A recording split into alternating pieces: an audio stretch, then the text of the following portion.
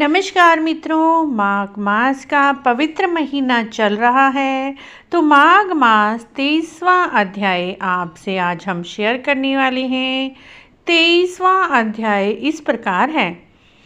लोमश ऋषि कहने लगे कि जिस पिशाच को देवदूती ने मुक्त किया वह पहले द्रविड़ नगर में चित्र नाम का राजा था। वह बड़ा शूरवीर, सत्यपरायण, पुरोहितों को आगे करके यज्ञ आदि करता। दक्षिण दिशा में उसका राज्य था। उसके कोष धन से भरे हुए थे।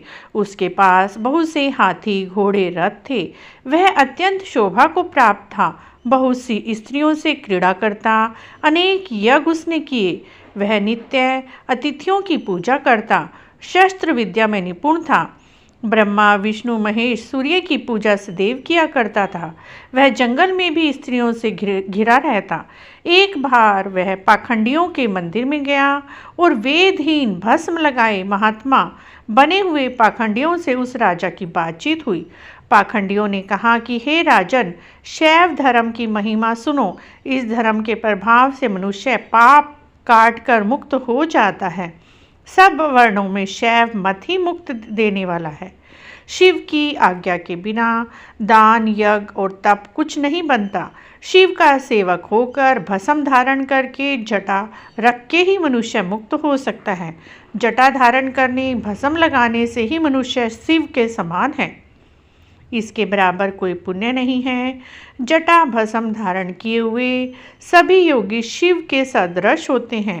अंध, धड़, निपुसुंग और मूर्ख सब जटा से ही पहचाने जाते हैं।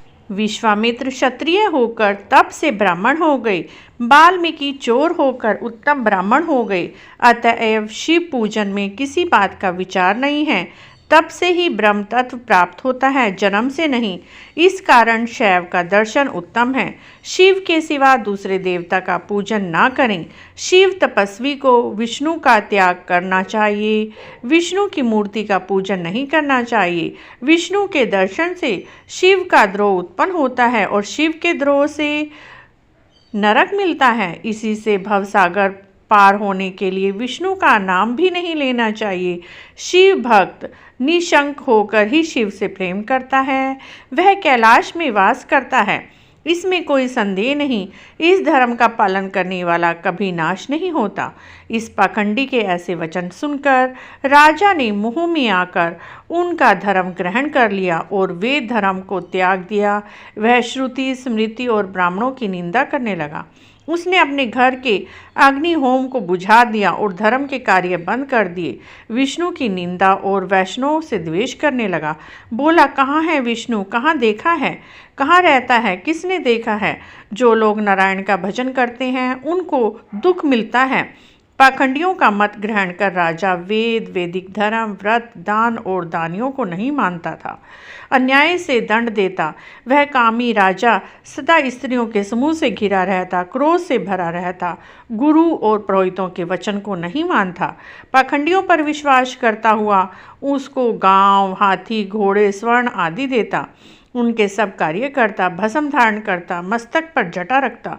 जो कोई व्यक्ति विष्णु का नाम लेता उसको मृत्यु दंड दिया जाता और ढिंडोरा पिटवा दिया गया। उसके भय से ब्राह्मण वैष्णवों ने देश छोड़ दिया और दूसरे देश को चले गए।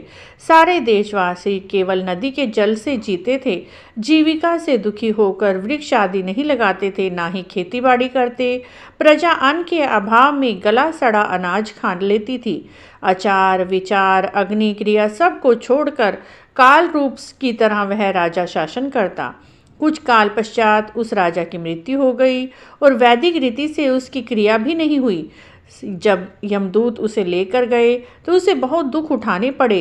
कहीं लोहे की कीलों पर से चलना पड़ा, कहीं जलते अंगारों पर चलना पड़ा, कहीं सूर्य अति तीव्र था, ना कोई छाया का वृक्ष था, कहीं लोहे के डंडों से पीटा गया, कहीं बड़े बड़े दांतों वाले भेड़ों और कुत्तों से कटाया गया। इस प्रकार दूसरे पापियों का हाहाकार सुनता हुआ वह राजा यमलोक में पहुंचा।